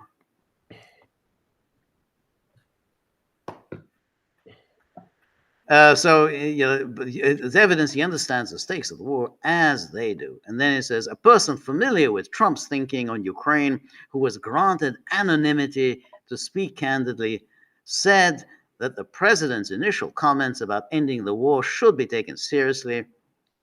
His efforts to exert public pressure on Putin to create leverage in a negotiation. How do you have leverage? Just simply threatening? That gives you leverage? Okay. Comport with his long-standing interest in playing a decisive role in any deal making, the person said.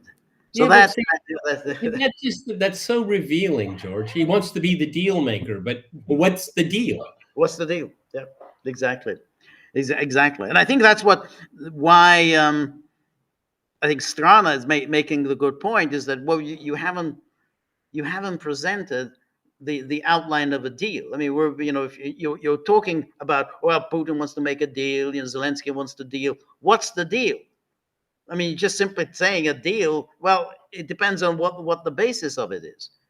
And the political rubbing its hands. Oh, thank God, there's no deal on the table. We can just continue as before because this has proven to be so great for us in Europe.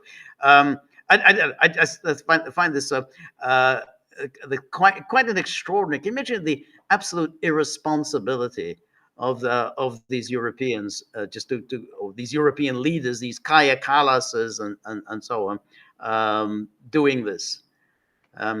Anyway, we have a comment which may be of interest to you, Peter, from DJ 5314. He says, have you seen Alistair Crook on Judge Knapp this morning? Yes, I did. Okay. Was anything? There's nothing further here, so I don't know what that's referring to. I never met Alistair Crook. He's going to be in Moscow in a few days. I'll be meeting him, hopefully for a nice meal, as he does when he comes to Moscow. Yes, I mean, because it's a different topic than what George and I are talking about, but he does a deep dive into the complex relationship between Trump and Netanyahu, American policy, and Israel, and of course Palestine. Alistair Crook is somebody that I take very, very seriously. There's a lot of people that talk about geopolitics. People talk sports too. Okay, so Alistair's very good. He's a seasoned diplomat and I guess former spy too. So without chewing up too much time, yes, I did watch it, and I always enjoy watching him. Okay, but did he say anything particularly noteworthy? That did he make some news in the? Well, no, I mean just that the options presented to Netanyahu are getting narrower and narrower. Very interesting. But also, one of the reasons why I like Alistair, and I guess I'm going to start repeating myself here, he doesn't make any predictions. Okay, he makes a theory of the case. Okay, Mhm. what is going on? So, and his observations about how the Israeli captives have been returned, well dressed, well fed, smiling, thanking their captors. How Israeli Yes, society is blowing fuses over all of this, because yes, who's running Hamas now? Sinwar's brother is. Okay, well, you destroyed Hamas. I would slightly disagree with Alistair when he talks about the resilience of Hamas. Yes, it is resilient, no doubt about it, but Gaza is destroyed. yeah, Okay, and it is uninhabitable for 2 point something million people. We don't know the real death toll. I personally believe common sense would dictate it's around 200,000. They stopped counting a long time ago. So, but I mean, this is somebody that knows what he's talking about, unlike a few other people that read Mood of Alabama, a little bit from antiwar.com, and then they're an expert on right. Palestine. That's right. The scenes with those four young women were actually quite extraordinary. I mean, not only did they look, healthy and well fed, and obviously, you know, they look clean. The They hygiene. didn't look Did they look traumatized to No, you? they look like any young women that you would see in any Western capital. They look in good condition. Um, but then when you saw them waving to the crowd, and lifting their arms up, in a kind of, in a triumphant, fist bumps, right behind them were these words basically saying about the Zionist genocide. Right behind that, just as they were, doing their fist bumps, it was there in English that, well, the Zionist genocide. Those girls are going to have a hard time, in Israel. I mean, admittedly, they're young, and what They were in captivity. they may catch a break, but they're going to have a hard time because they didn't make Israel look good in Well, that. also, another thing that Alistair points out, and I think he's absolutely right, is that when you have a ceasefire, a quasi ceasefire, a fake ceasefire, whatever you want to call it, hostages are returned, prisoners are returned. Okay, and Israeli society is beginning to realize that. Okay, and the first 16 days of the so-called ceasefire is will be upon us soon, and considering the makeup of Netanyahu's coalition. Right. Um, those that want to go back to war. And then there'll be the people that say, look, every time we have a ceasefire, this is the second one, people come home. Why don't we just keep doing this? That is, and that is obviously a ploy that Hamas is using. Obviously, Well, this yeah, is but that's really the problem. That if Hamas hands over all of its hostages, then they then don't really have any leverage, and right. therefore that means, at any moment, once you don't have any leverage, Israel can just unleash Well, what do you everything think that they're going to do, George? it's Exactly that. that's right. Exactly Yeah, that. You don't. That's not making a prediction. Okay, right. that That's just right. Yeah, that's really that's obvious. common sense. Yeah. And Anyway, hang on, just and George and I talked at great length. A few hours later, everybody else did. But Trump's comments about cleaning up Gaza, okay, that is right. going to come into play as well. Go ahead. That's right. Anyway, DJ has written another message, very, very kind and very generous of you, DJ. He says, a message to you, Peter: have a shot on me with your dinner with Alistair. A shot. So make sure you have a shot during dinner, and it's on DJ. Well, we've had dinner before. Neither one of us are really drinkers, Okay. so Well, we'll have. well, you can have something soft. You can have a shot of something soft. It pains me even to talk about a shot of something soft, but I mean, not everybody likes to drink. I like to drink, but if you need to drink something soft, then drink Well, something. what I always do is I'm a huge fan of very thick, juicy steaks, and so Moscow has so many steakhouses. So I try to convince, and he quite happily goes along, and we have a nice T-bone or New York or filet mignon. Right, right. That's what I'm into. But what would you drink with it? Just water? Yeah, I'm a huge water fan. Uh, Okay, I okay. really, yeah, that's my favorite drink is water. Uh, I drink at least a liter a day. So okay.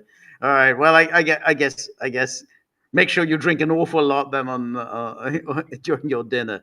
Um, and oh, DJ says could be an espresso. Well, are you going to drink an espresso? oh, of course, after Okay. dinner, Well, then the shot is dinner, a not just shot of but espresso. a double espresso. That's what I have.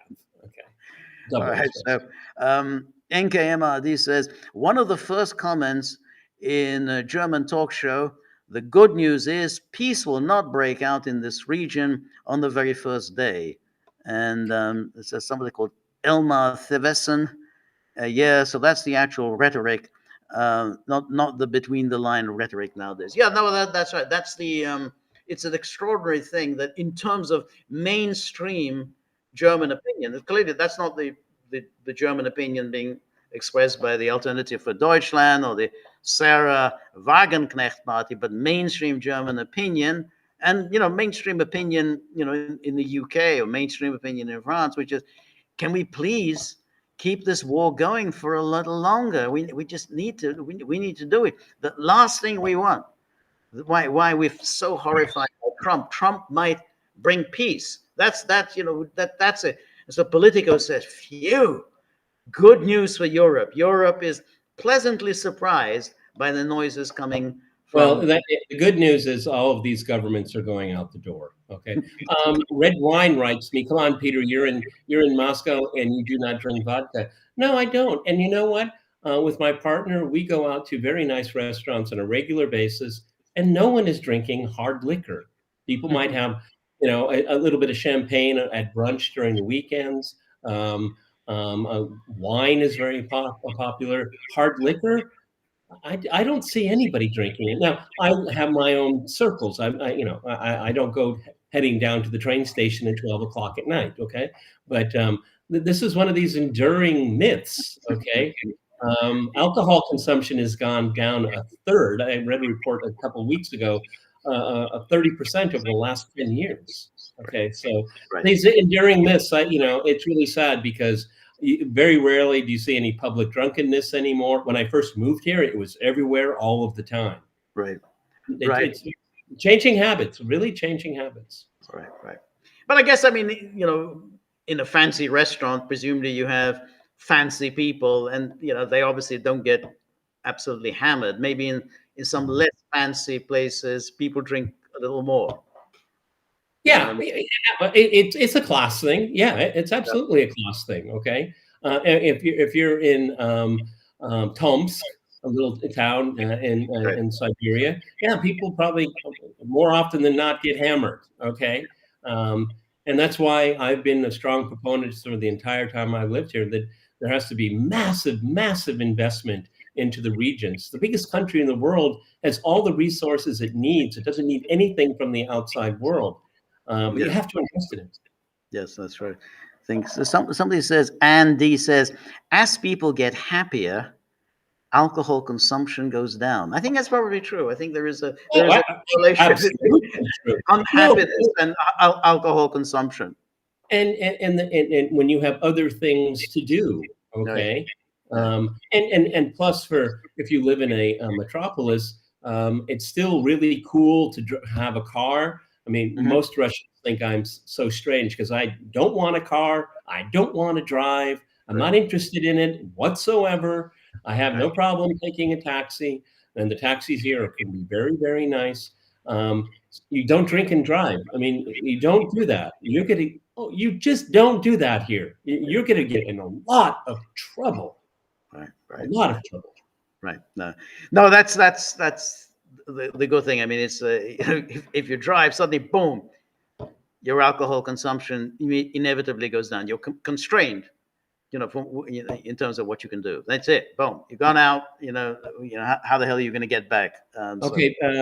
Are you allowed to drink in public places in Moscow? It's basically brown bag policy. Um, uh, and plus, again, breaking myths here. The police are not ubiquitous. I mean, you don't see police everywhere. You don't see police cars everywhere. There's more public shaming. I mean, the word for grandmother in Russian is babushka.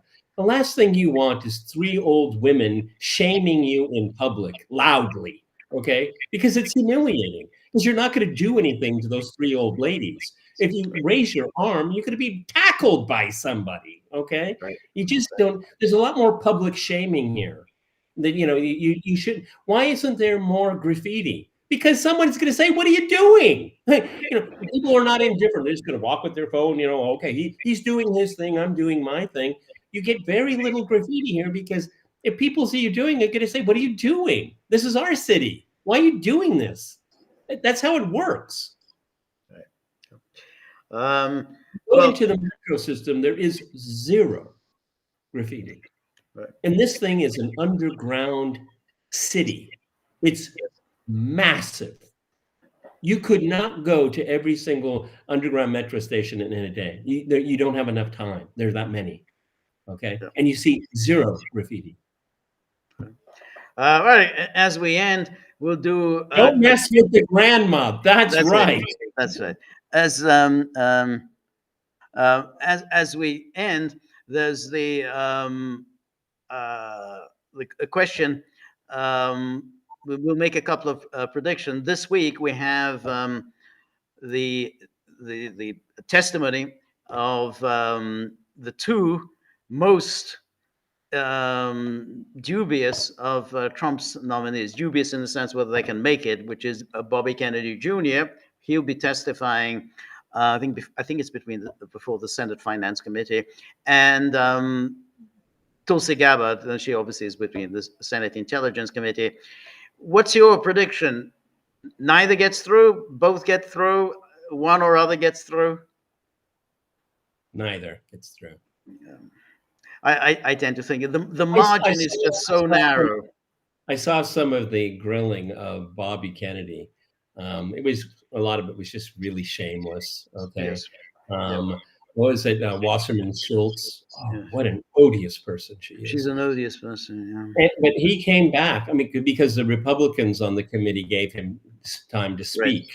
Right. And but I don't think it's going to be enough. Okay. Right. And with Tulsi Gabbard, I just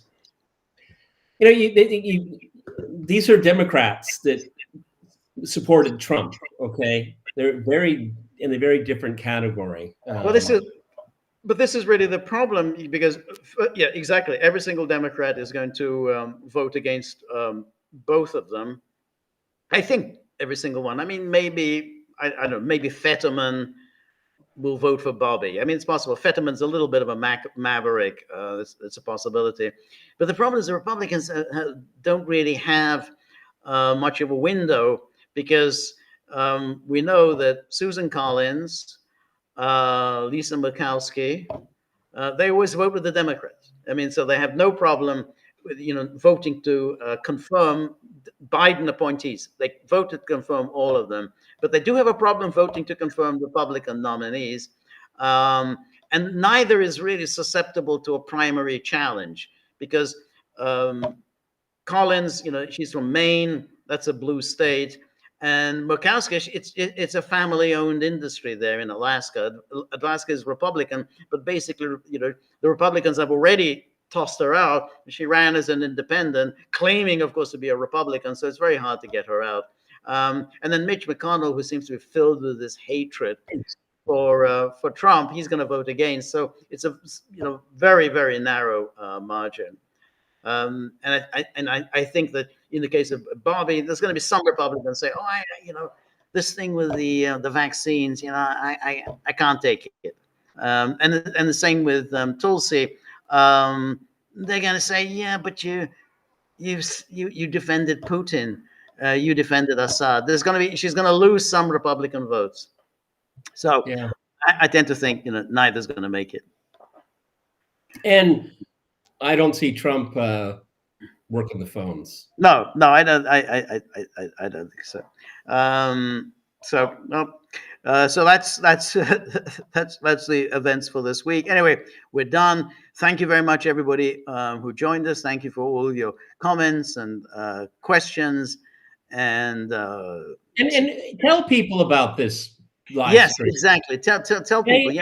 Yeah, I get the when word put out. in the George does the slides, okay? I Yeah, mean, that this is yeah, work, it's yeah. effort, Yes, okay? that's right. Exactly. Yes, exactly. So please tell the world. Put get the word out there. And above all, go to YouTube and subscribe. Join the locals community. So we need our subscribers, preferably if you're paying. But Well, but Apple here is warning that he's going to go on strike. yeah, Okay. you don't want the dogs going on strike. You thought these picketing, the flying pickets. Everyone remembers the flying pickets in the UK and the miners' strike. Those were scary. But these savage hounds, if they start picketing, that could be really nasty. So anyway, thank you very much for today. We will be back 10 a.m. Next Monday. Tomorrow, my solo, 3 p.m. Eastern Time. Please join me. And in the meantime, thank you. Have a great week. All the best. See you soon. Goodbye.